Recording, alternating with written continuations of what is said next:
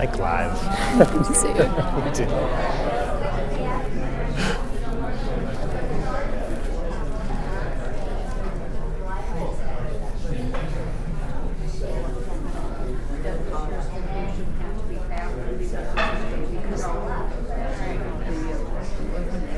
So I'll stand close enough to you. So that you Flip the buddy up here. Okay.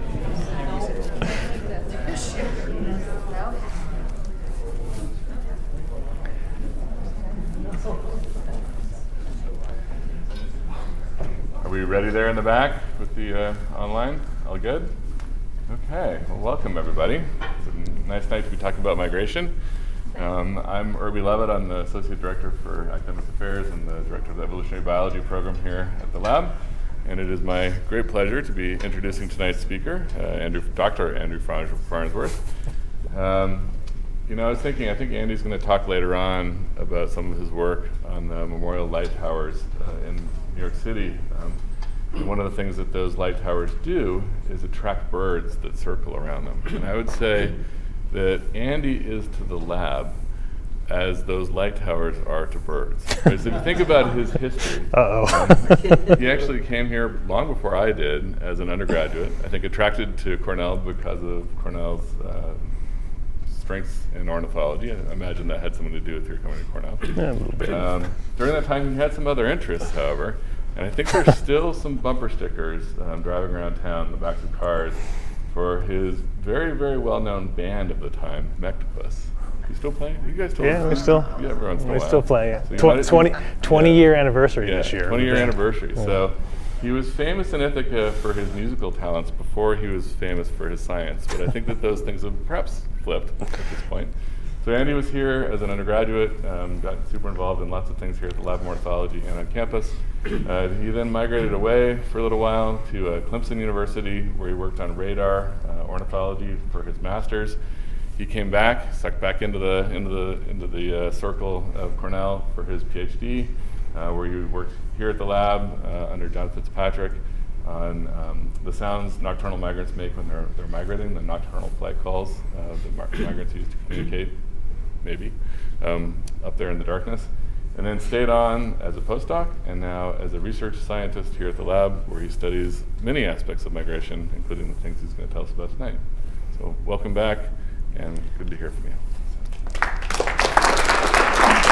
All right. Thank you, Irby, and thank you to Lisa and Mark for getting me here.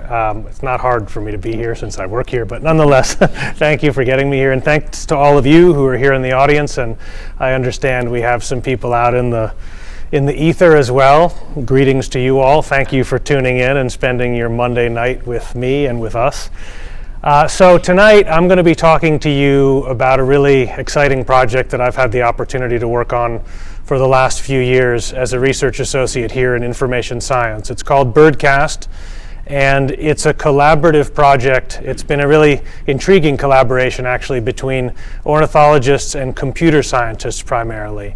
And some of the things that we've learned from this project about nocturnal migration have been inspiring. They've been pieces of information and kinds of information that, as a birder, which I've been my whole life, I'm really excited by these things. It's a nice intersection of science and field research and birding, and as you'll see later in my talk, politics and emotion and negotiation and a few other things. So I'll set the stage for you with a little bit of background on what this whole thing about bird migration is and sort of what we know about it, and then continue along a trail of what we've learned with BirdCast, where we started, where we are now, and then some applications in the end where we've brought all these things to bear on some pretty interesting and exciting questions that we've been able to answer. So let me begin. I, for one, and I think humans in general, have had quite the long-standing fascination with bird migration. There have been many different ways of trying to explain how birds move and what happens when they disappear every season. Some of them are a bit fantastical that date back thousands of years, and frankly it would have been a lot easier if the explanations had been true, that instead of migrating, birds actually went down to the bottom of the mud under ponds when the season got unfavorable, and then when the season was favorable they came back out again. It certainly would have been much easier to monitor them than the things we're doing now and need to do to monitor them. Some of the other explanations include that birds changed, that for example, redstarts in Europe changed into robins and then changed back, and this was the explanation for where birds went. It wasn't until probably the middle of, or the early part of the 19th century, when there were some reasonably big breakthroughs in our understanding about migration. One of them comes from this picture that's up on the right of this stork with an arrow through its neck.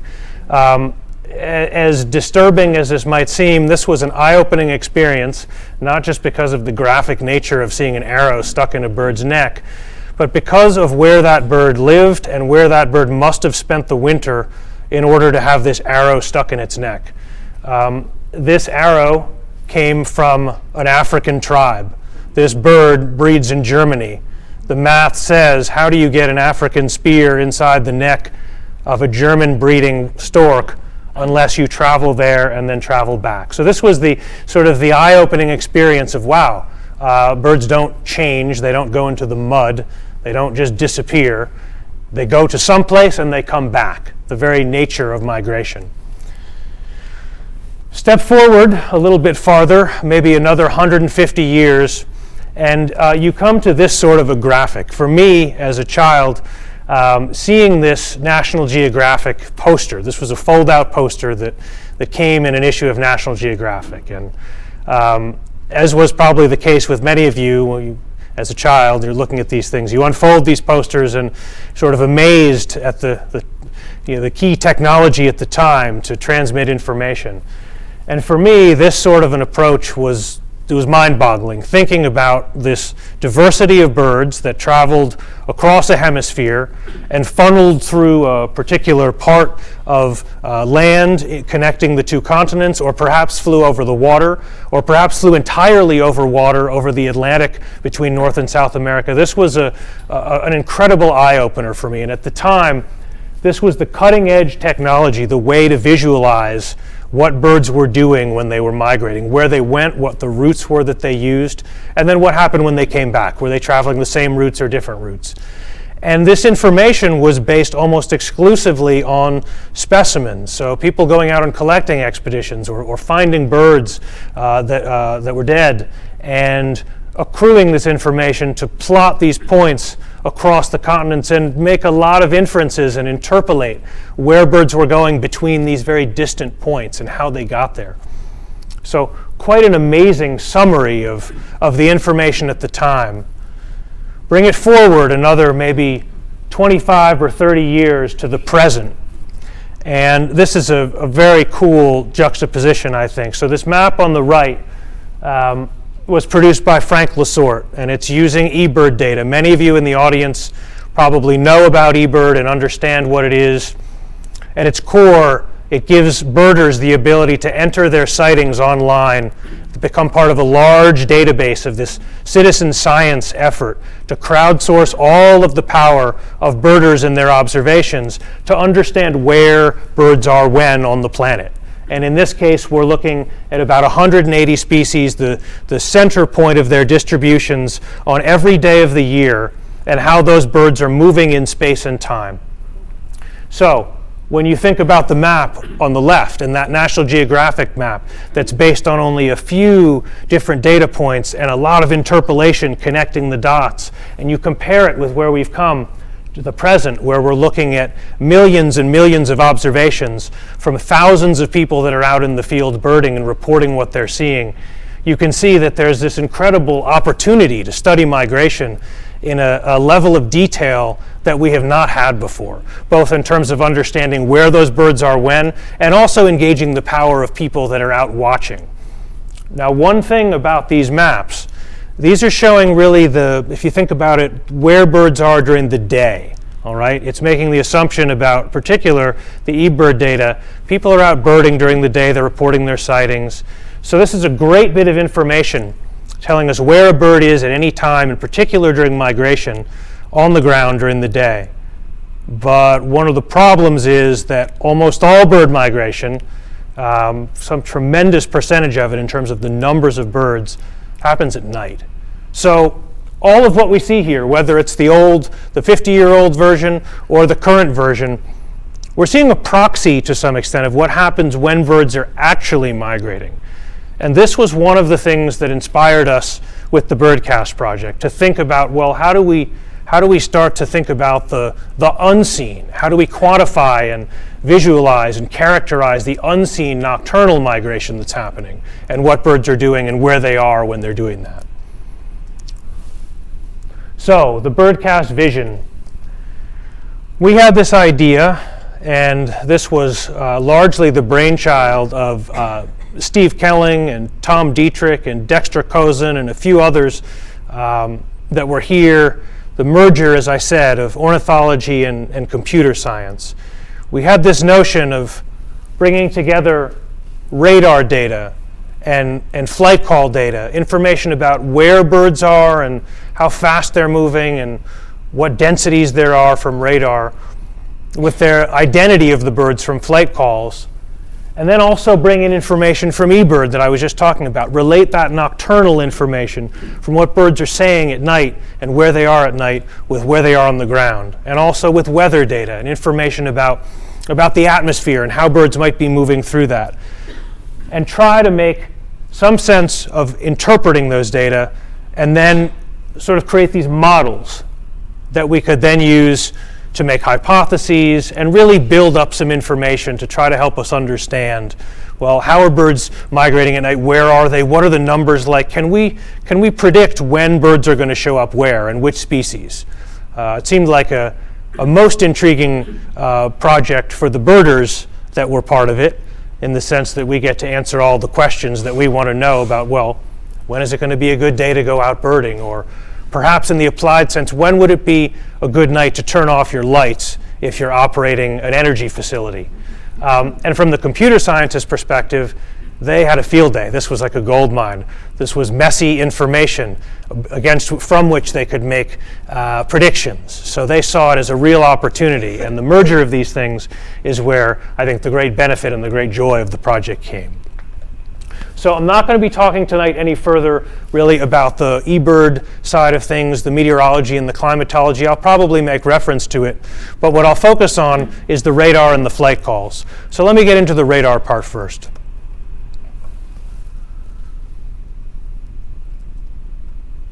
So what I'm going to be showing you is a series of images from the Continental network of weather radars. You've probably all seen information from these radars on the Weather Channel or weather.gov or in any number of places, because it's the tool that meteorologists in North America, in particular the US, use to study patterns of meteorology and climatology at large scales. This radar network is about 150 or 140 radars across the continental US.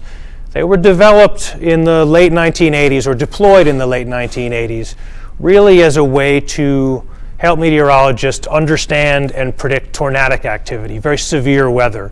These are Doppler radars, so they tell you something about the movement of anything up in the atmosphere relative to the radar station. And this is very different from the old version of the radar that just told you how many targets were up there, how much rain or how many birds or insects or whatever else might be up there, how much of it there was. So this was sort of a big leap forward, and obviously having it at the entire continental scale is a wonderful thing for meteorologists. It turns out it's a wonderful thing for biologists too, that are interested in studying aeroecology, sort of the study of aerial habitat, if you will. And in particular, from the bird migration study perspective, this is a really cool opportunity. But it also poses a tremendous number of challenges. So what you're seeing up here now is, in particular, all of that blocky green coloration for the most part that's below the Great Lakes. That's a great example of a frontal boundary where there's rain. That's pretty intense precipitation. In particular, that area of yellow and dark green If you will, the scale on the bottom kind of indicates the magnitude of what's up in the atmosphere. In this case, the magnitude of precipitation. So those greens and yellows, those represent some pretty significant rainstorms. Now, if you look around the U.S., you'll also see some other patterns too that look quite different. You'll see some very stippled, more uniform types of colors, almost circles or donuts perhaps, very lightly sort of peppered. And this is a very different sort of a look to it. It's not precipitation. In fact, it's biological. And in almost all the cases, I'm just going to run through for you this series of information from the night of 30 April last year, 30 April to 1 May. This is bird migration.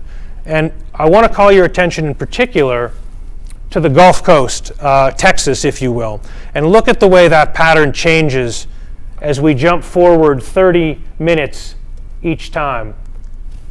That little stippled bit that's along from Brownsville to the Texas-Louisiana coast, those are birds coming in off the Gulf of Mexico. That's trans-Gulf migration, birds that departed from either Yucatan or perhaps points even farther south that are flying over the Gulf and flying into the radar coverage. They make a very different kind of a pattern than what we see with this blocky precipitation.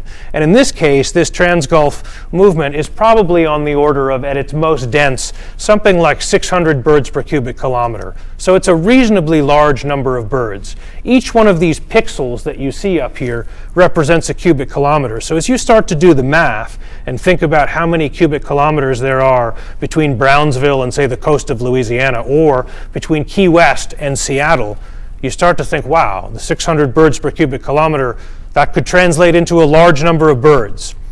So this image that we're looking at is an afternoon image right now. It was taken at about 2 o'clock in the afternoon, and what I'm going to do is I'm going to run through the next 4 to 5 hours, maybe even go as far as 8 hours into the future, and see what happens with this pattern. You'll notice the way that precipitation moves, the way the frontal boundary moves, all that blocky rain that's below the Great Plain, the Great Lakes. And then I want you also to look at where that stippled pattern comes.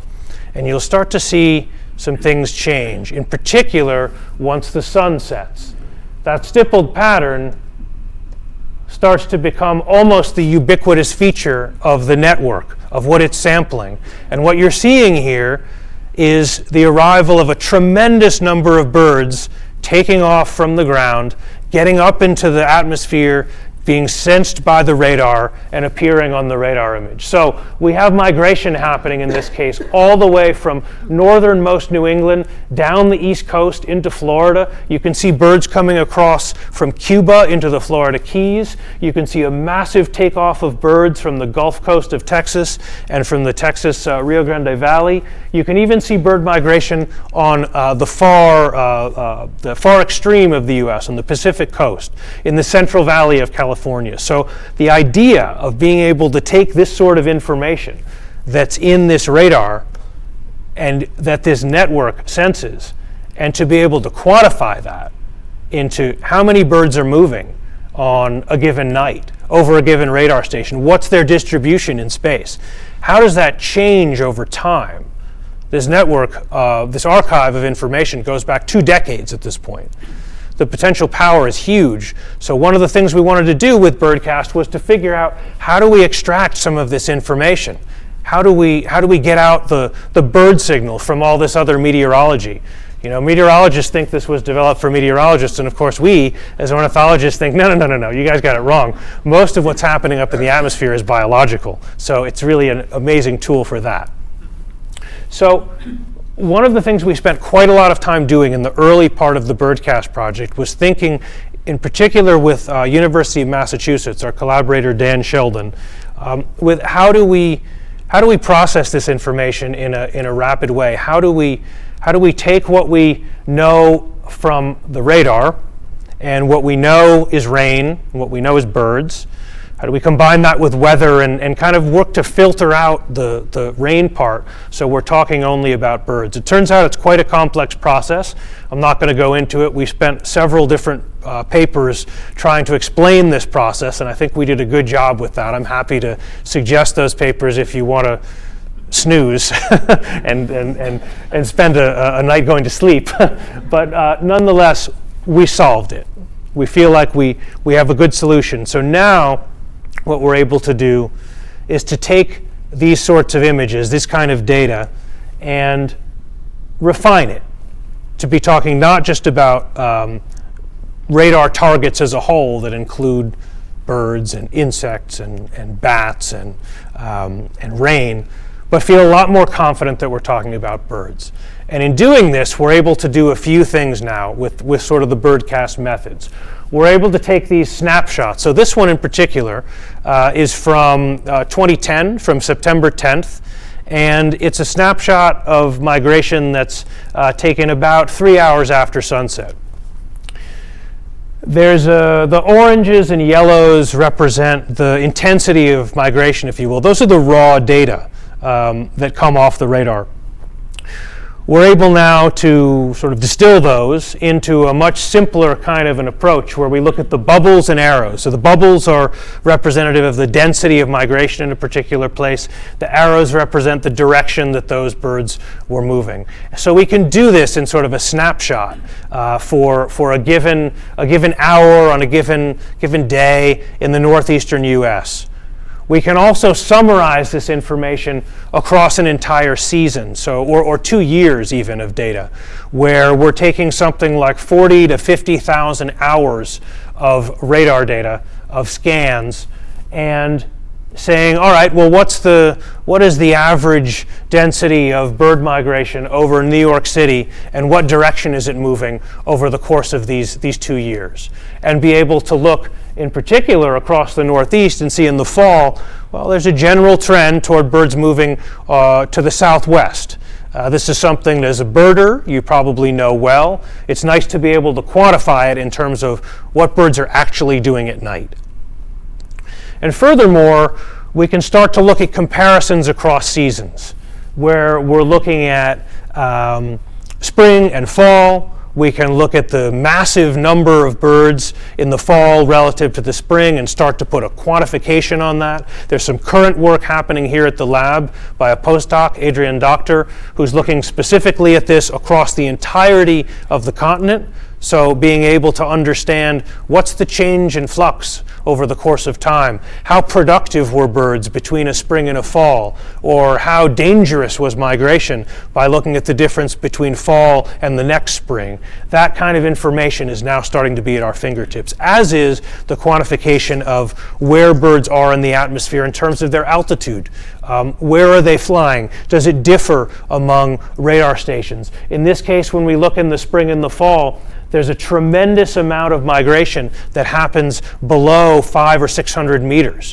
What does that mean then if we start to take that science and translate into, well, how do birds respond to structures that they might encounter migrating at night in the atmosphere? What does this mean for the potential for mortality?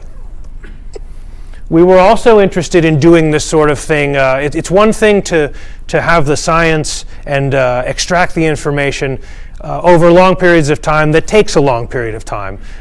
Sure, we might have 40 or 50,000 hours of radar data or 1 million sweeps of the radar, but if it takes years to process the information, what good is that to us in some senses? Let's try to speed up the process and get the information more quickly. That was another real area of interest for the computer scientists in the project. So one of the things we wanted to do was create traffic reports. Could we process and extract bird migration information on a nightly basis, say an hour after it happened in near real time, and then post that on the BirdCast website? The answer was yes. And so we were able to do something very similar to what I showed you in the previous slide, where we simply look at what's the density of birds on a given night in terms of a visualization like this with bubbles, and then what direction is it moving, what speed is it moving, and how does this change over the course of the night. So the power of being able to take those raw data and at the first extract the information and start to build a data set to understand what the numbers and direction and speed of nocturnal migration is, but then be able to do it quickly and summarize it to people that are interested either in where should I go birding tomorrow, or how do I make decisions about operating a wind turbine or turning lights off in municipalities, or that sort of thing. Try to provide that information in as close to real time as possible. From the biologists in the group and the people thinking about bird behavior, we were also really interested in taking advantage of new aspects of radar technology. So, as I mentioned, this radar network that we have now has been in operation as it currently is for probably about 30 years. In the last 3 or 4 years, there were some significant upgrades to the system that basically allow for a much finer resolution of examination of the atmosphere. And this fine-scale resolution, where before we were able to understand something about how many birds were aloft and what direction they were moving relative to the radar and what altitude they were flying, this new upgrade allowed us to actually understand, well, what direction are birds facing when they're migrating?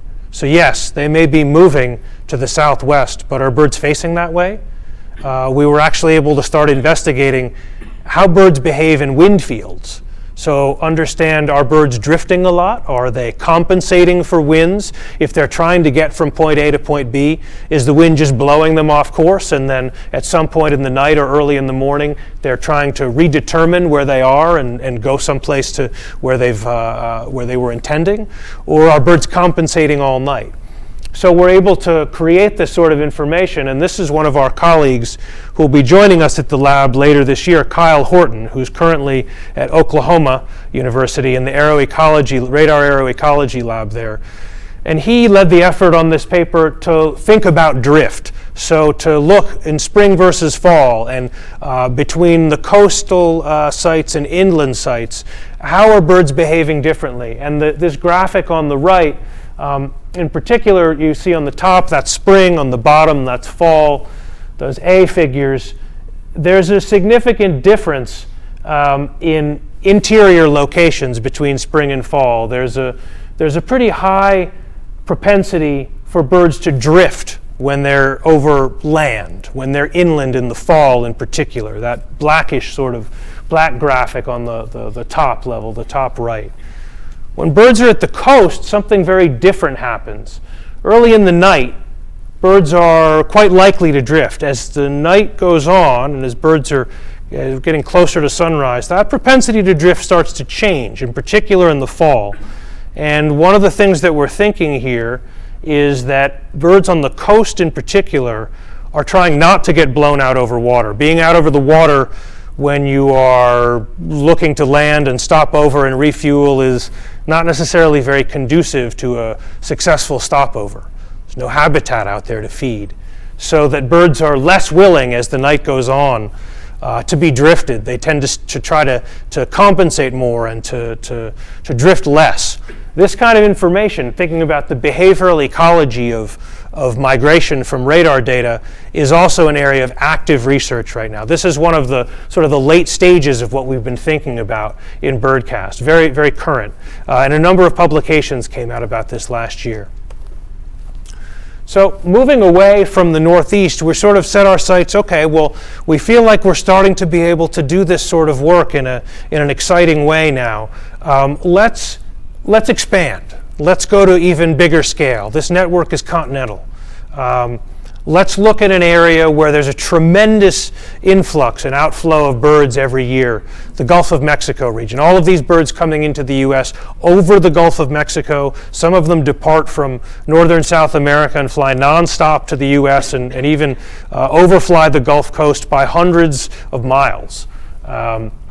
And let's think about studying that. There have been some really wonderful, very recent publications kind of quantifying what we know about bird movement through this area. That graphic on the upper left, Frank Lesort is a research associate in information science. He's the one that produced that wonderful animated graphic at the beginning that I showed. He's also looked quite a bit at the trajectories of migration over the course of the year, looped migrations, birds going up to breeding grounds from South America and Central America using one path and coming back through another, and overlaying the movements of all of those birds, those 180 species that we saw on that initial slide, and looking at those trajectories. One of the things that becomes immediately apparent is that amazing bottleneck that happens in between the two continents, and it gets associated with the Gulf of Mexico. Another paper that's currently, it's in revision now, hopefully it will come out later this year, Emily Cohen at the Smithsonian Institution, summarizing what we know about migration through the Gulf of Mexico. And one of the things that's very clear is that there's a major need to put a quantification on the number of birds that come in from a grand scale. There's been no ability to do that to date, to understand, well, how many birds are we talking about every spring that are coming into the United States and then departing some other way? What are the numbers like? And how has that changed over time? There's been a tremendous concern in the birding community in particular about heavy declines in populations of songbirds. And the Gulf of Mexico is someplace where that information is perhaps most, those features are most salient, because people that are out birding aren't seeing the kinds of patterns that they used to. So having some kind of a quantification would be incredibly useful to understand what's happening. So one of the things we're really interested in is taking this radar archive and processing the entire thing. So it dates back to the early 90s. That's 25 years almost of data that can tell us something about the patterns with changes over time. And being able to analyze that would be very powerful. Again, I want to call attention to work that Kyle Horton is doing and that we hopefully will publish later this year. Very exciting. This is really the first attempt and really the first opportunity, in a sense, to look backwards in time over 2 decades from an incredibly quantitative perspective of, well, how many birds are actually passing through the Gulf of Mexico. So this is just the tip of the iceberg. We've simplified it here to the same sort of bubble and arrow approach, but we're talking about data here that begin in 1995, go to the present, with some of the technology I was telling you about, of being able to process these radar data and extract bird information. We're now able for the first time to look, for example, at a weekly scale at what happens across the entirety of the Gulf, what the mean densities and the mean direction of movements are from Key West to Brownsville. And just to orient you a little bit about what you're seeing here, so the color coding is relative to the seasonal intensity of the movement. So it's scaled to the most intense seasonal activity, if you will, in terms of bird migration, whereas the size of the bubble is all scaled to Corpus Christi, which is the most intense area of bird migration in the Gulf Coast. And that's scaled on a weekly basis. So it'll give you a sense of the colors of the bubbles, will give you a sense of how intense is the migration from the perspective of the seasonal scale. The size of the bubble will relate it to that most intense place that's in Corpus Christi. And let me run through a weekly basis. So this is March 2nd to 8th, and I'm going to skip through the spring to show you what it looks like and what the patterns look like. Notice also, watch the directions of those arrows. Those are the directions to which birds are going. That was not what I intended, but this is what I intended. Going forward, March 9th, you see we start to really heat up in Corpus. Now, as we get to the end of March and the beginning of April, we start to heat up in Brownsville, Corpus, Tampa Bay. Houston starts to light up some. Now all of the stations, except for one, or except for two, are starting to show heavy migration relative to these seasonal totals. Corpus is still off the charts in terms of its size relative to these other stations, but there's heavy migration. This is the period in mid-April when we associate intense movements of birds, of spring migration, of birds coming back into the United States. Late April, early May. And gradually, as we move through May, we start to see those numbers diminish and the sizes of those movements diminish. But you'll notice that Corpus continues to be a massive, massive area of movement, a really exciting area where there's a lot happening. One of the take-home messages from this first slice into 20 years of data is just how intense the movement is over Brownsville, Corpus Christi, the Texas coast. It's perhaps the most active area, one of the most active areas of migration of anywhere in the world, probably, certainly in the United States, where there's constantly heavy migration almost from the start of birds moving all the way through the end of spring migration season. So these are water birds, these are songbirds, this is a tremendous diversity, but the degree of movement there is striking. One of the other things that becomes apparent as we look at the directions of movements and think about where these birds are going as they cross through this bottleneck of the Gulf of Mexico and this thin area where millions and millions of birds are passing. These birds will eventually spread out over probably the entire boreal reaches of the continent, and also the plains and the prairies and the forests, the deciduous forests of eastern North America. But they're passing through here. And we can understand something as we investigate the directions that they're moving and these intensities and the altitudes. We can start to relate those again back to the eBird data and think a little bit about, well, what are these birds that are moving through? Radar is telling us about just birds writ large, just a taxonomically agnostic view, if you will, of what's moving through. eBird information and acoustics start to give us information that becomes richer, that tells you what the birds are. With that in mind, let me talk about flight calls, transition into a little bit of a different kind of data set that we work with. So, as I mentioned, BirdCast really was this collaboration between ornithologists and computer scientists. The computer scientists that are interested in the radar questions and the movements of birds in space and time are a little different from those that are interested in the acoustic properties of flight calls and how to analyze flight call and acoustic information. So this was a divergent collaboration, still part of the same project. But you might imagine the potential power of being able to take an audio stream where you put a microphone outside, as many of you probably have done at night, to record bird migration, the flight calls of birds migrating overhead, and to be able to automatically extract information from that audio stream so you don't have to listen to it all yourself necessarily, or so that you could deploy thousands of microphones across the continent and not have to listen to any of that, but have a computer do it for you and try to whittle down the problem, for example, to maybe only making an identification between some complex call that a bird makes that a computer might not be able to handle, that only a human could ID. Being able to refine your use of time, to condense all this information and take it in, it seems very appealing, and it would be very powerful to be able to do that. It'd be nice if a computer could tell us, oh, Swainson's thrush flew over. 2 of them, we can count those. We know where this happened, we know what the bird is, and we can make a bunch of measurements on that. And then use that to teach new models. We can listen to the background noise and start to understand, ooh, okay, these signals are different from the background noise. Let's use that to then build a model that can help us with other species, or extracting just flight calls in general from this sort of a soundscape. You can do it very well as humans. Most of you could probably hear that and know when the bird was calling.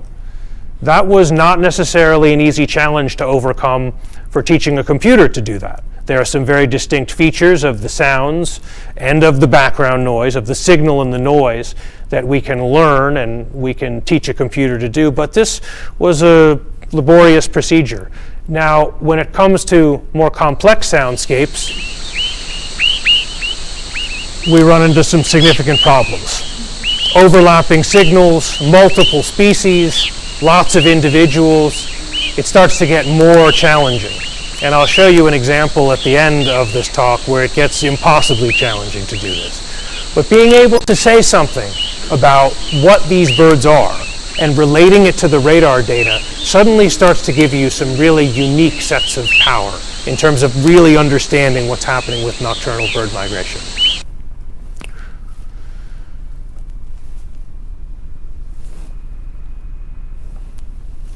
Just a brief history of flight calls and where they sit in the ornithological world to give you kind of a flavor of what it's taken to go from little or no knowledge to where we are now, which is still kind of the tip of the iceberg when it comes to some sciences, but is quite an advance. So it was just over 100 years ago that the first publication came out describing flight calls of nocturnally migrating birds, the understanding that birds produce these calls at night and that you can identify them. It wasn't too long after that, maybe another 30 to 40 years, that we had a major revolution in terms of electronics, thinking about being able to recording technology, generating from this audio a visual representation of sound that was meaningful, that you could understand from a very different perspective, that could help you to understand how sounds were changing over the course of time. Well, what is the pitch of that sound doing? What does the shape of a flight call look like when you visualize it? And adding more information. Going forward, magnetic tape, being able to record and then play back these calls was a huge innovation. And then going further forward still, being able to do that for not just 10 or 20 minutes at a time, but 12 hours. The first time that Bill Evans, who many of you may know, went out to do nocturnal recording, the best technology available allowed him to record audio only on VHS tape for 10 hours at a time or 12 hours at a time. To be a big data scientist at that time, you needed to have a mansion to store all this information. Think about closets full of videotapes that had audio information on them only that you might never be able to process because you've collected so many of them, and you'd have to do the analysis in real time. You'd have to listen back to all the data. Fast forward a bit farther, get into the 2000s. Automatic detection of signals in noise, being able to play these audio recordings into a computer and extract the information you want and eschew the information you don't.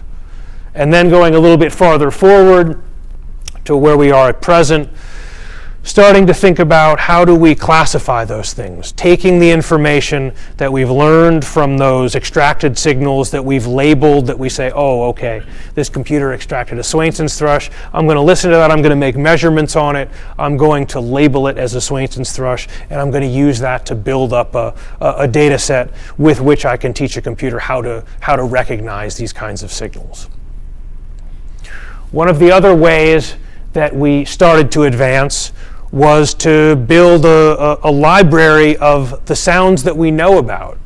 Those of you that are familiar with the Lab of Ornithology know all about libraries. You know all about archiving data, in particular sound data. Flight calls had a very poor archive up until really the 2000s. There are certainly several hundred species in the US that produce flight calls at night, but we had representations of maybe half of them. One of the things that I was fortunate enough to do during my dissertation was go out and add to this, and add to our knowledge, go out and record some species for which we didn't really know what the flight calls were. Really, it was just a great excuse to go birding, at the expense of Irby and Fitz. But that said, it was good science. We did good science with it. But the idea here is that you can build a library of examples. You can understand a bit more when you know, all right, if I have every North American, or a warbler that breeds north of Mexico and migrates represented in flight call form. And we have a library of this. We can then build a code book, if you will, to start to teach computers how to recognize these sounds. So to do the things that we do in our brains in a way that actually allows our brain to do something else. We get the computer to do the heavy lifting, and we get to do the fun stuff of interpreting where is this species on the spectrum across the continental US when we deploy all these microphones. So one of the things we've been able to do most recently, in particular in collaboration with a group at NYU, they have a music and audio research lab. Between them and the bioacoustics research program, we've started to make some big advances, we think, in the classification side of things. So this is a graphic from a recently published piece in the Public Library of Science 1 journal last year. Again, happy to pass along the reference to you if you're interested in it. And one of the things we were interested in was exactly that idea of developing a code book, if you will, and figuring out how to learn the features of each of these signals, of each of these flight calls, and then build classification models from that. The first attempt to try to automate this entire process, so including the classification part, with the acquisition of the data automatically, the detection of the sounds that we're most interested in, classifying it, putting a label on it, and then visualizing it, spitting out the information.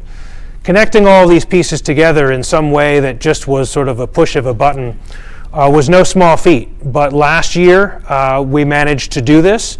In this case, an example species, white-throated sparrow, was the trial.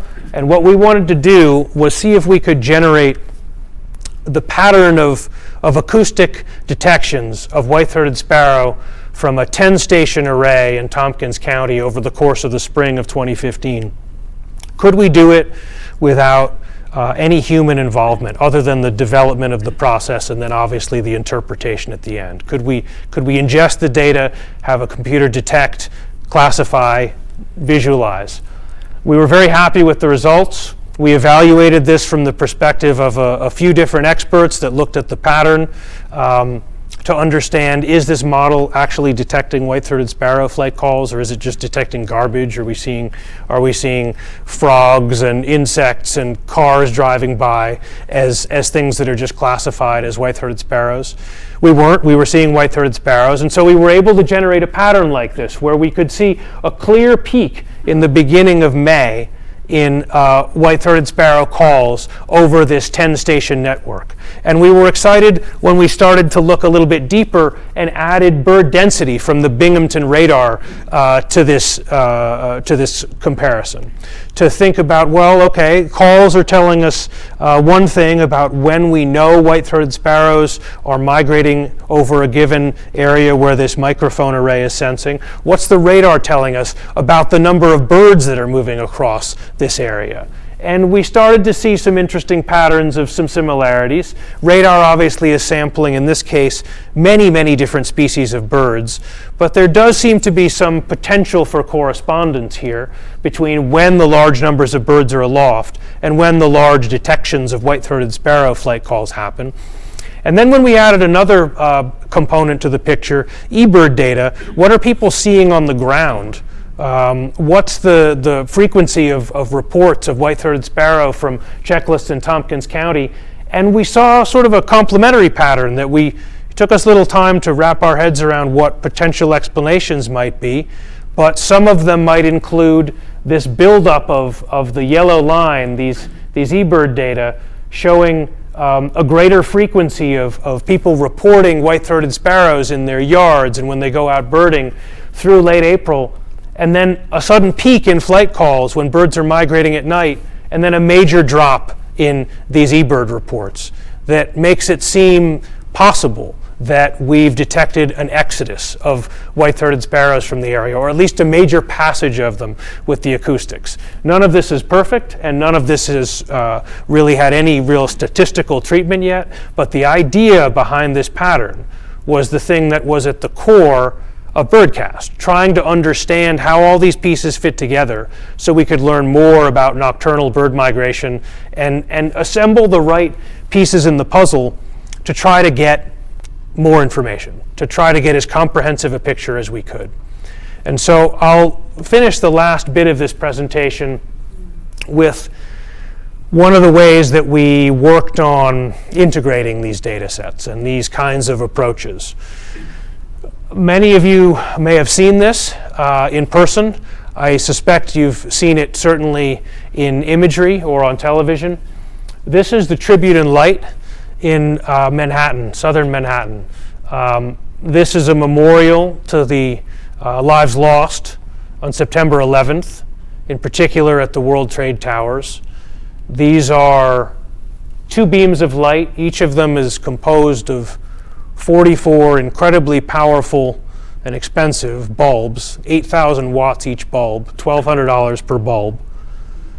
And this is taken from Sandy Hook, New Jersey. So this is already a good 20 miles, or a good 15 miles away, probably. You can see this as far as 100 miles, probably farther. Nobody knows how high up the beams go, but what you're seeing here, just for scale, on the right-hand side of the image in red, white, and blue, that's the Empire State Building. That gives you a sense of how high these beams are going and also how bright they are. And so we know that these kinds of light situations, birds respond to them. We've known it for a long time, presumably for thousands of years. At some previous history of humans using fire to attract birds is something that we know has happened. But we also know that since the dawn of oil-burning lighthouses and enhancing ship navigation, that birds have been attracted to these sorts of scenarios. This is, I think, a particularly compelling image. This is from a wonderful book called Studies in Bird Migration, which is well worth reading. At this point, it's pretty amazing perspective, over a century old. And it really speaks to this idea of the concentration in birds responding to light at night.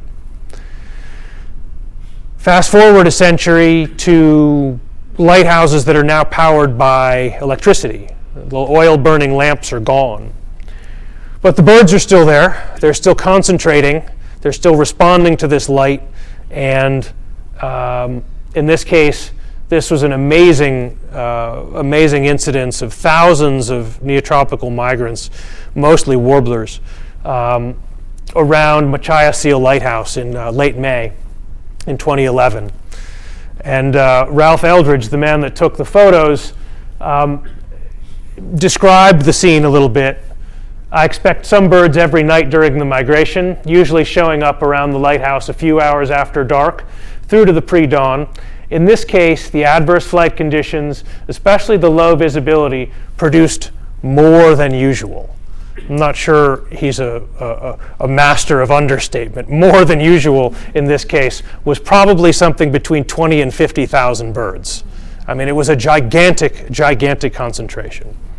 And the unfortunate thing about this bird response to light is, of course, that there's a great deal of mortality that can be associated. We know that hundreds of millions of birds every year die in collisions with buildings.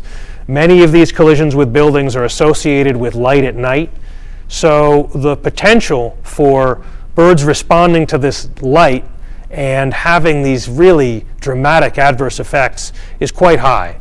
And when we look a little bit deeper and think about the intensity of light pollution and its expanse across, in this case, the United States, the situation becomes rather alarming. Let me just orient you quickly to what's happening in this imagery. So we're looking at, in 4 panels, at really the last 75 years or so of the expansion of artificial light at night across the United States. So in the late 50s, you see that those intense areas of red and green and yellow in the northeastern U.S. are present. The metroplex between Washington, D.C. and Boston is very well lit at night. So is Chicago and areas around the Great Lakes. So is L.A. and San Francisco and other cities that you can identify from this map. Moving to the 70s, you'll see that light expands, that artificial light at night expands in many areas of the eastern U.S. and starts to appear more intensively in the west. By 1997, the east has become just a sea of nocturnal illumination, and the projection for what's to happen by 2025, well, we've already achieved that. Just to think about what those areas mean in that bottom right-hand corner where the brightest whites and pinks are. So the artificial illumination, the sky, when you have that level of intensity of artificial light at night, is 100 to 200 times brighter than the natural sky. So that means you've completely lost the ability to see the Milky Way and most stars. It's fundamentally changed the way you perceive night. And that's from the human perspective. We know that a tremendous number of organisms have adapted in a situation where this did not exist at all. This is a novel thing to have this kind of artificial light and this new stimulus. The irony is not lost on me that we're doing a lighting study with this September 11th tribute in light in probably one of the most photo-polluted places on the planet, trying to understand how this addition of light from these bright September 11th beams might influence the way birds behave in a place where already the sky is so bright that it's nothing like what looked like in the millions of years over which these migration strategies that birds are using at night have evolved. So, the tribute in light. Despite being in this incredibly photo-polluted place, we looked at it as an opportunity. It was a rare chance to see what was happening when you add intense light to an already photo-polluted place. We know that birds respond by aggregating in lights, but could we quantify these kinds of changes in behavior of aggregation? Could we look at the way birds change their flight behaviors? Could we do something positive, more positive even, with this kind of an event? This was a challenging place to work, as you might imagine. It had tremendous political overtones. It was a tremendously emotional place. The idea of turning off the beams in order to save birds was met with anger and frustration and disbelief in the early years. As you might imagine, for people that lost loved ones close to them, why are these beams shutting off? What are you doing? Very challenging place to consider doing this sort of research. And a serious diversity of people that were involved, from politicians to local city planners to the artists that created these, to the conservationists, to scientists, to all of the first responders that were going there to pay homage to the families. It was a challenging place to try to build consensus. And what we wanted to do there was to try to see if we could study what was happening, to take advantage of this sort of a situation, to use radar, to use acoustics, to use visual monitoring, to quantify the way bird behavior has changed. And it seemed like a crazy idea at the time. It seemed like a bad idea at the time often. We managed to pursue it anyway, and we followed through with it. And I'm going to show you some of the things that we've learned from it, and actually an incredibly, I think, positive outcome from the whole thing.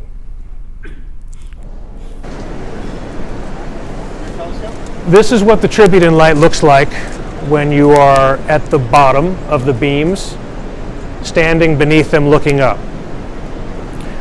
This looks like confetti, it looks like snow, looks like whatever you choose to think of it. It's not any of those things. These are birds.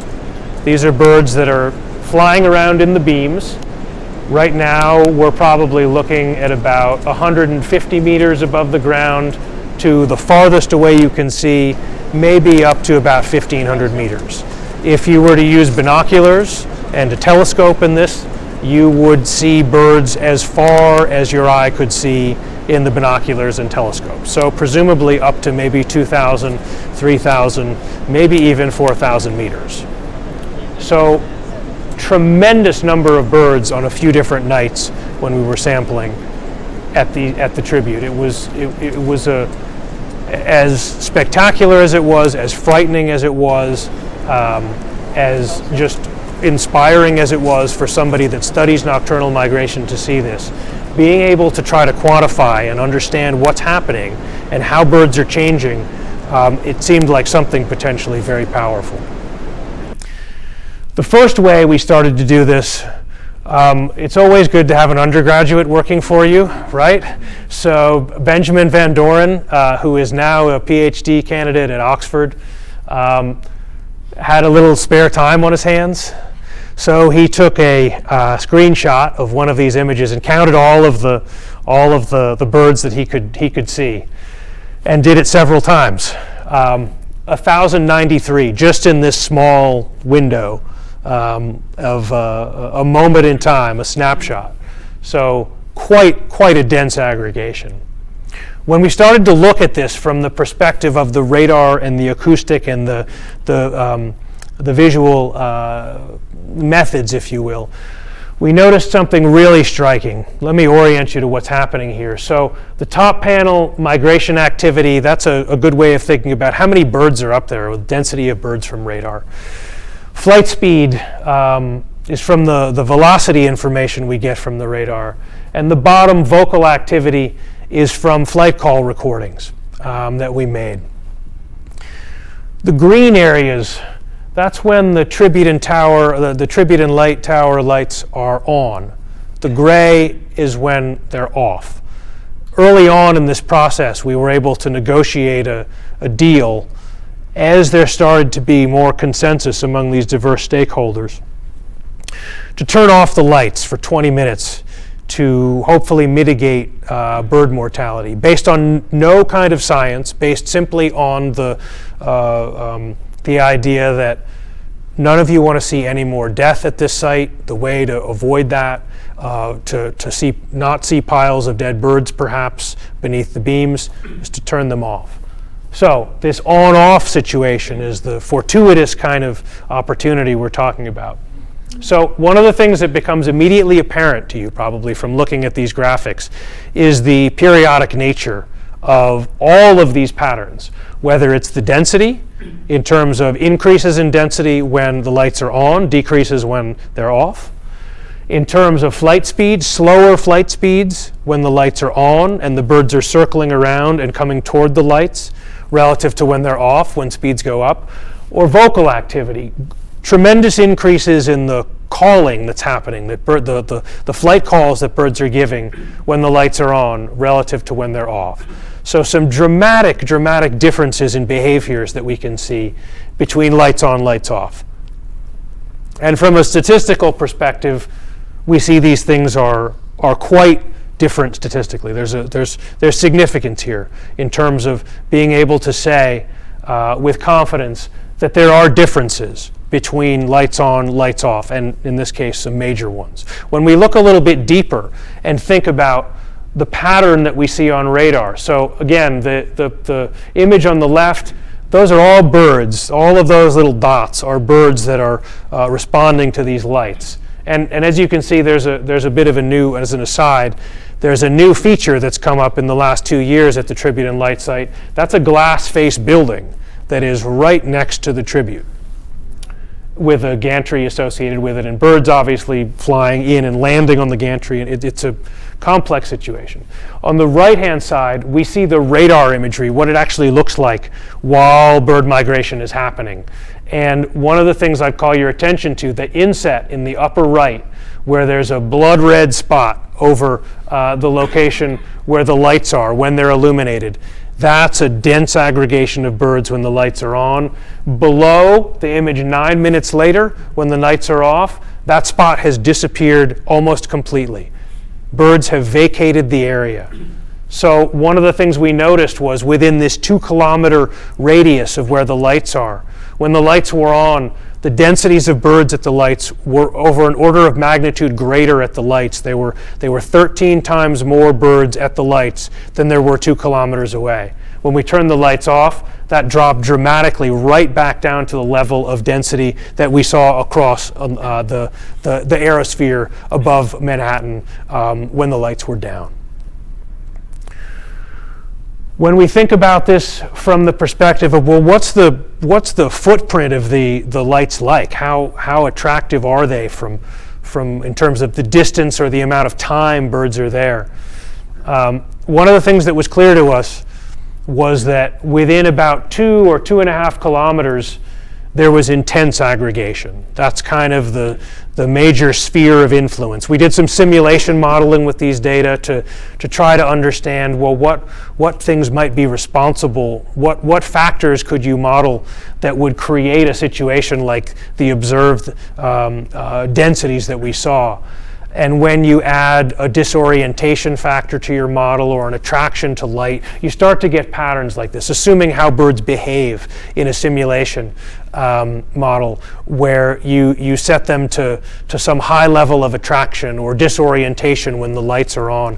You start to see patterns like this. So in the upper portion, the upper left, when the lights are on, intense aggregation around the lights. To the right of that, when the lights are off, diminishing tremendously. So with and without illumination, notably different.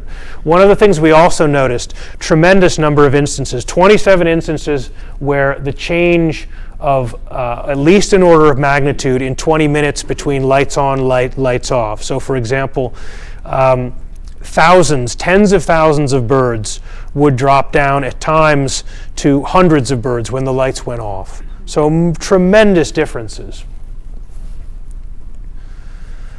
Additionally, flight speeds, kind of what's the impact of in terms of the way birds are behaving in flight.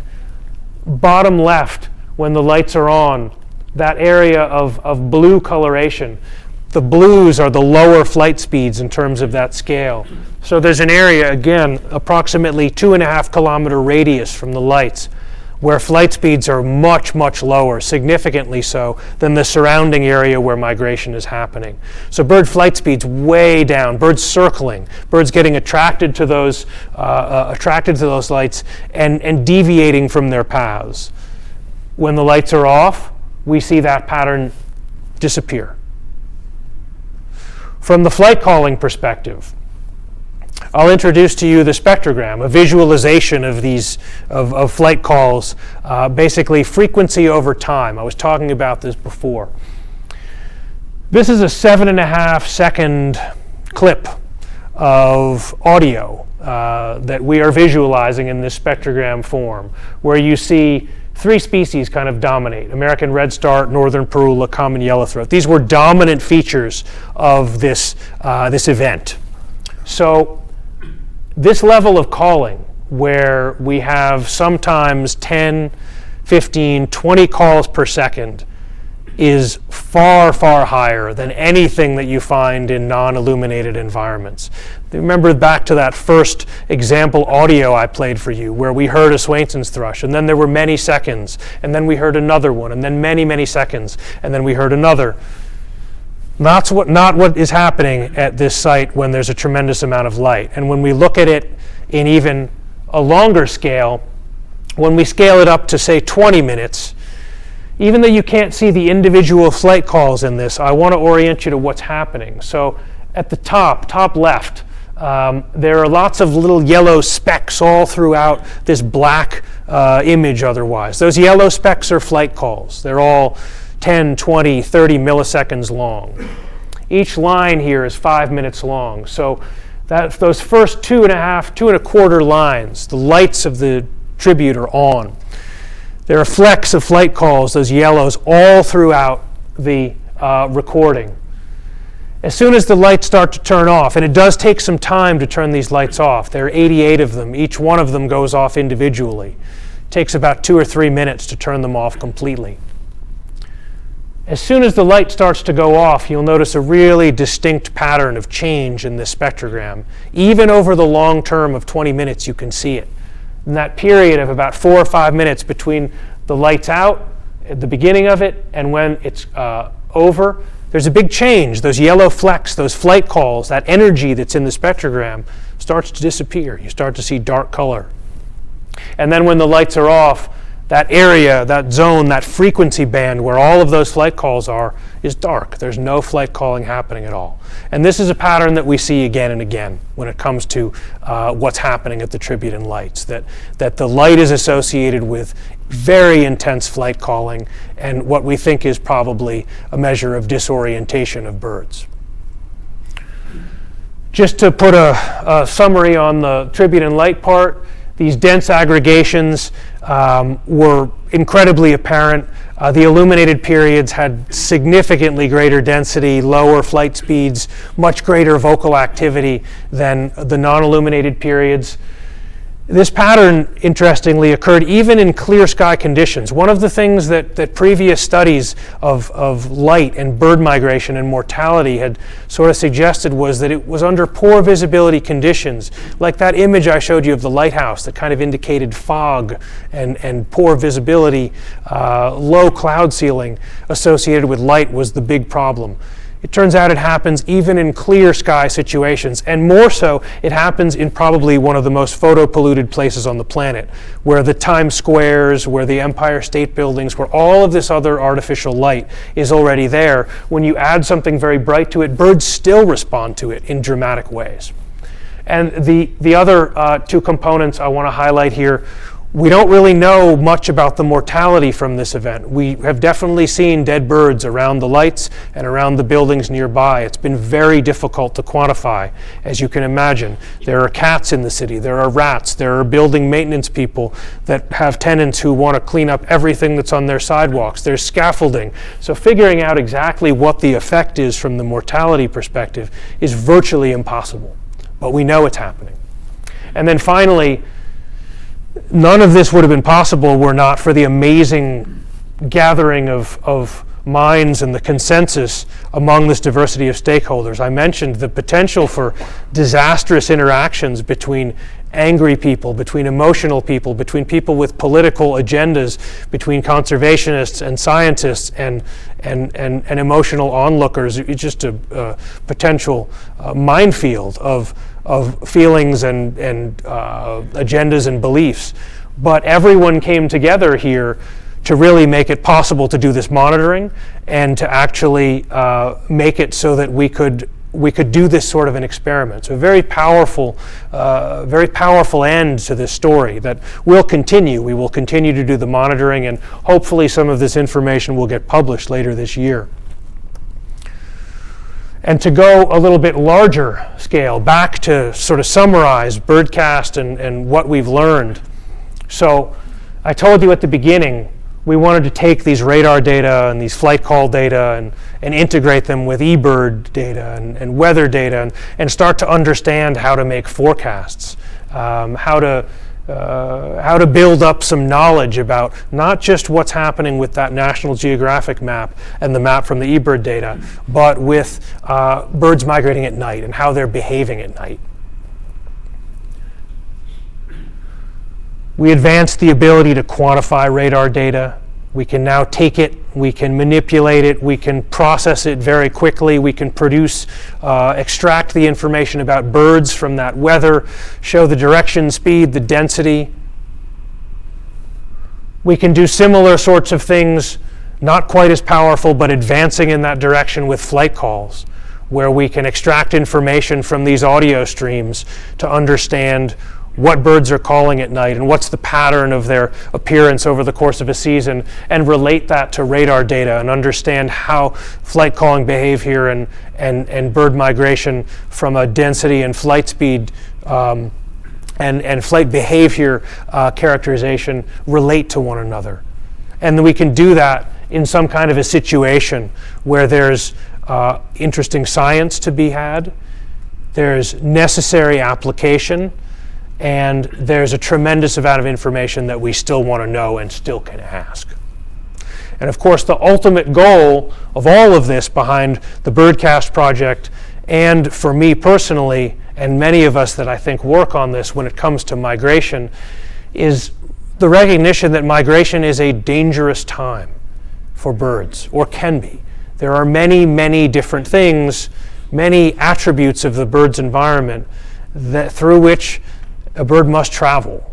Different kinds of hazards, whether it be cats on stopover, whether it be extremely severe weather, buildings, new structures coming up into the atmosphere, totally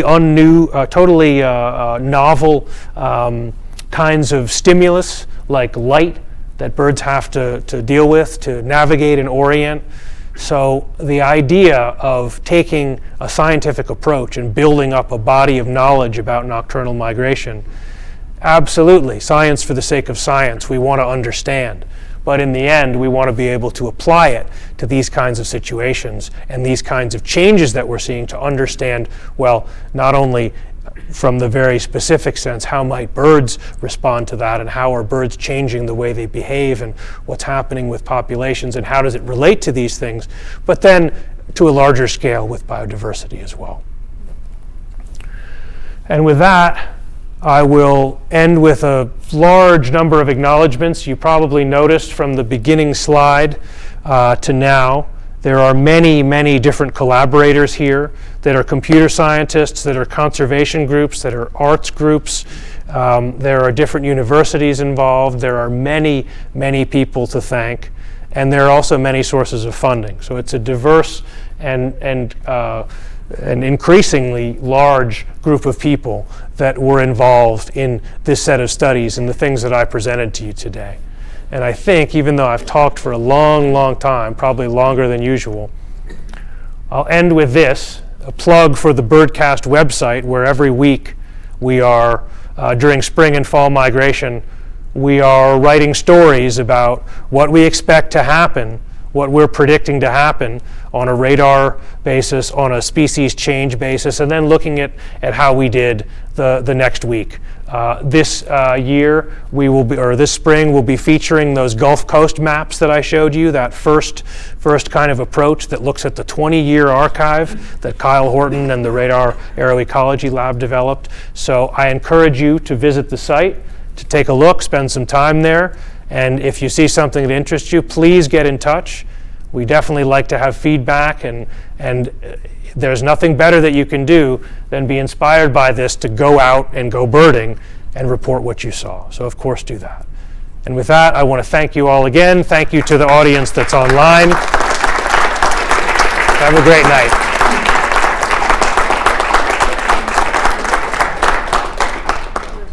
I think we have some time for questions, so I hope. So yeah. I didn't realize that the tribute in light, is that ongoing?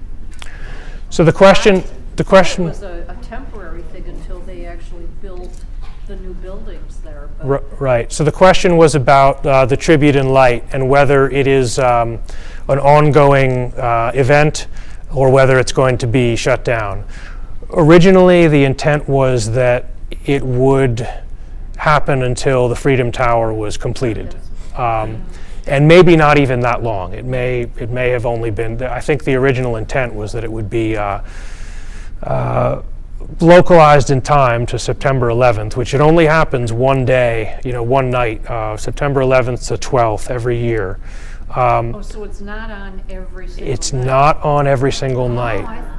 No, okay. Which is one of the other things that makes it so challenging to study at the site, because it's not, sometimes when you do field research, you have at least some ability, lab research, field research. Many times you have the ability to control a lot of the things that you're doing, hopefully. When it comes to the field, you hope that you have some degree of control, but you recognize that many features of your experiment may be out of your control. When it came to September 11th, it happens when it happens, but the intent was for it to stop. Now it looks like they will continue it, but one of the things that I think is very hopeful, as I think I made clear the consensus now about, and the willingness to turn off the lights despite the sort of potential fractious interaction among people, which there still is, there's a willingness to do that, to accept that despite the gravity and the somber nature of the site and the emotion of the site, that people recognize, well, hey, I don't want this to be any worse. I don't want to see the ground littered with dead birds at this already grave, solemn place. And one of the most amazing things has been talking with people at the site.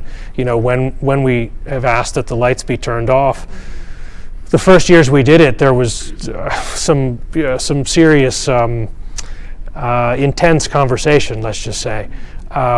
Gradually that's changed. The intensity has changed less.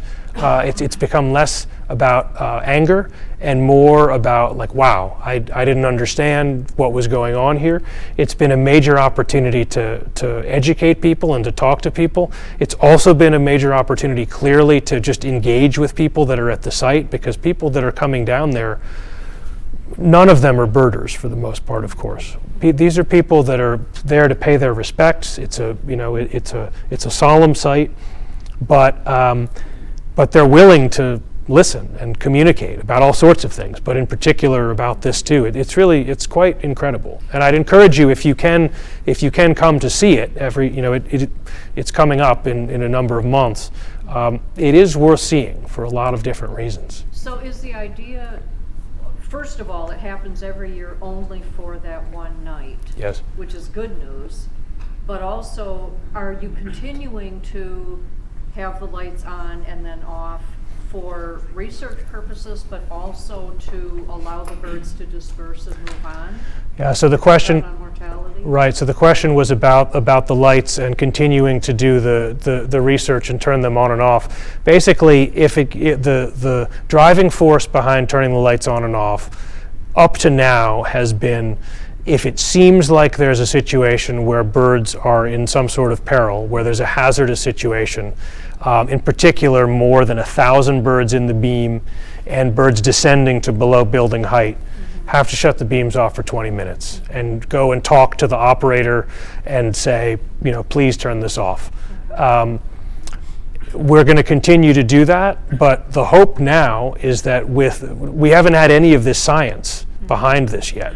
So now we actually have some real numbers about, well, what does it mean when you turn the beams off for 5 minutes or 10 minutes, or we can look at modeling for what, if you turn it off for less time or more time, or what's the effect of so this sort of information, we hope when it's published, is going to be something we can bring to the situation. I don't particularly want to change anything about the dynamic that's down there. I feel like it's a very positive one, but I do feel like having the science behind it and bringing that into the conversation is a really valuable thing to have. Yeah, question back there. Andy, across the country, I think there might be a trend to downlight, for instance, around Cornell and maybe at Tompkins County. Mm-hmm. Will that have a significant effect, or will it simply concentrate the birds more where we have these big buildings with tremendous light? That's a good question. The question was about downlighting and whether it will have perhaps some effects, including some maybe unintended effects of concentrating birds in areas where there's more light that's still up at buildings, or in these areas where the light is. We don't know yet. There's actually there are a couple of studies that are, one of them's in review with this study actually, looking at landscape level attraction to light and how birds respond to urban areas.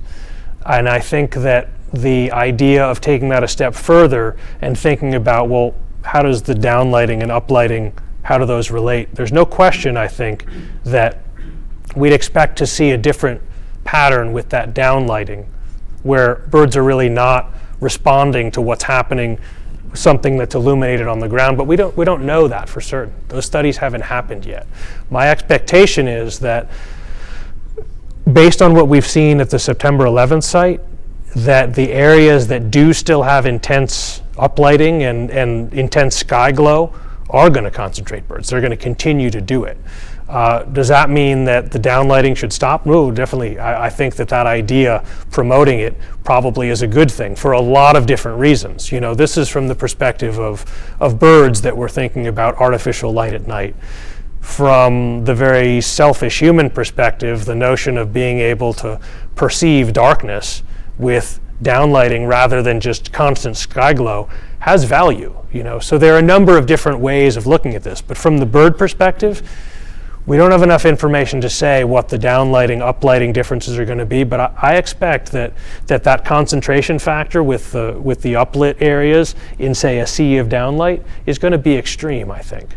We're going to have the opportunity to test that. There's a study that University of Delaware is working on this spring and has already maybe had a season or two, where they are doing a similar kind of manipulation and looking at the way birds use habitats based on different kinds of lighting regimes. So this kind of information is going to come, but we don't know just yet. Yeah. Have you learned anything about how birds use weather fronts in this process? The question was about whether we've learned anything about how birds use fronts. Definitely. The idea that in spring birds are taking advantage of southerly flow southerly winds coming from the south in front of advancing cold fronts, for example, or behind warm fronts, and doing something behind cold fronts in the fall where they're taking advantage of northerly flow and winds coming from the north. We're starting to look at that at new scales.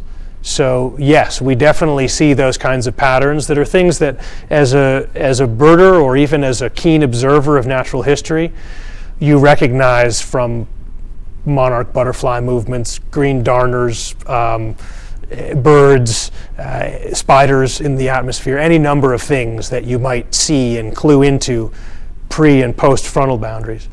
Being able to to quantify that a bit more, and in particular to think about it from the perspective of, do birds really need all of this tailwind to get where they're going? One of the things that we're starting to see and that other studies have seen related to BirdCast kinds of research is the degree to which birds are willing to fly in calm winds or even into headwinds in some cases. Or in winds that are just not quite as favorable as you'd think, sort of this whole tailwind approach in front of advancing cold front in the spring or behind one in the fall. So one of the key things that's starting to come out is this notion of how flexible birds can be in terms of needing to get where they want to go, even if conditions are not optimal. Yes, optimal migration and the theory of thinking about how a bird might optimally move from point A to point B and use the passage of a frontal boundary or the approach of a frontal boundary, very important in terms of our understanding about how to develop what we know of migration biology. But the reality of what birds are doing is ever more complex than that, of course, as it turns out. And that's probably one of the coolest things that's coming out of the work about how birds and weather movements are related. Good question. I want to check quickly, are there questions from online? Anything pop up, or is everybody asleep online?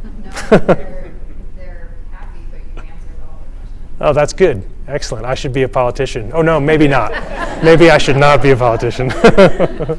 What about other questions in the room? Anything else that comes up? Yeah. You see pictures of very tall, white painted propellers on the edges, for example, of the shore of Massachusetts. Mm-hmm. And people have it in desert places that are not in use, is just quote dry land, Mm-hmm. and those white wheels are turning all the time. Aren't they very vulnerable birds to those? So the question was about wind turbines and the potential hazards that they might pose to birds. It's an interesting thing. There's been a reasonable amount of research into wind turbine and bird mortality. And the interesting thing about it is, yes, there's no question that certain turbines, in particular, even a particular turbine within a given wind farm, kills birds. It does happen. The perspectives on this kind of mortality compared to cats or compared to that from building collisions, the research doesn't suggest that those things are equitable. The cats and buildings are much, much more devastating when it comes to bird deaths than turbines. But that said, the idea of where and when turbines kill birds can still have potentially dramatic effects. We know from one of the bigger issues with the mortality at these kinds of things is not so much necessarily from the blades spinning and the turbines being like big blenders, or from birds striking necessarily the towers, but actually the lighting regime at these things. Because the biggest kills, I believe, at wind turbine farms have all been associated with periods when the lights have been on at night. And it's not so much the turbines themselves in those cases, but the fact that birds are getting disoriented and attracted to these areas of light, and the turbines are functioning. So yes, they definitely, as many structures in the atmosphere that go up into the atmosphere do, turbines definitely kill birds, no question. And there are clearly some parts of the country where it's a bad idea to put certain kinds of turbines because it creates a lot of mortality. No, it's not the same scale as cats and as building collisions. It's orders of magnitude more birds that are killed by those. But nonetheless, that doesn't mean it's not important. You know, the level of mortality may not scale, but it may have grave consequences for certain populations, again, depending on where you are in space and time. But one of the other pieces there, that the notion of light at these structures is a key component there that just has to be regulated. I mean, the idea of being able to turn them off under certain conditions. And if one thing that we can provide eventually is the idea of an early warning of when is there going to be a big movement. Yes, qualitatively as a birder, I know that tomorrow when southerly winds come to southern New York, I'm going to be listening for flight calls. Birds are going to be migrating. There are going to be woodcocks flying around the city and other things. Being able to quantify that into warning systems out into the future, that's something, no question, that we'd like to be able to do with this, to prevent whatever kind of mortality there might be from these sorts of turbines. So it's a good question. Yeah. I saw maybe one more question, and then I think we'll probably have to go. So, Mina, yeah. I wanted to know about insect migration around this time. So, insect migration, yes. What do you think about these radar reflections? Can you say whether there is insect also migrating at that time? Yes. So the question was about insect migration. We have an interesting perspective on insect migration, the same way that the meteorologists and ornithologists sort of come to loggerheads over radar data and what's to be tossed out and what's to be kept. The the radar ornithologists want to keep the bird data and throw out all the weather. The meteorologists want to throw out all the biological data. Of course, the radar entomologists want to have a whole different suite of information. And I just spent a week with a bunch of them in Rome at an aeroecology conference. And the ability to detect insect migration and to study it with radar is incredible. It's the potential is amazing, and it's starting to happen in many parts of the world. There are some great studies that came out from in the UK quantifying the numbers of insects, the tonnage of insects that's aloft over the UK in a given season. When it comes to places like the Tribute and Light, there's a very interesting pattern of insect movement there. Yes, there are insects attracted to the lights, no question. We see a big peak at the beginning of the night around sunset, and then another peak at the end of the night. in between, it's bird dominated. And the birds are not foraging on the insects when migration is happening. Yes, there are still moths bombing down to the lights and mantids and all sorts of things flying around, but it's really dominated by birds in what we can see. Now, of course, the radar is seeing a little bit more, and we need to look a little bit more into whether we're actually detecting other things up there. Right now, it very much seems to be dominated by birds. No question insect migration is happening. So in this case, we have a little bit of a window into thinking about how to tease apart these bits of what kinds of biology is happening in the atmosphere in this aerial habitat at a particular time.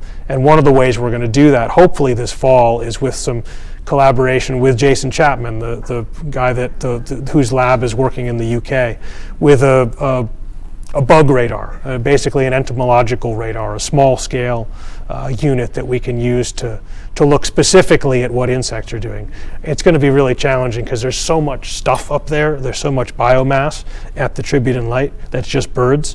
But my hope is that we're going to learn quite a bit more about the way that insects move, both at this site and in general, as we start to learn more about migration. The same technology that we're using to extract signal for birds produces information about insects that right now we're kind of, packing away. We're smart enough not to throw it out. Yes. Yes. Yes. Well, thank you again. I appreciate all of your questions. Have a great night.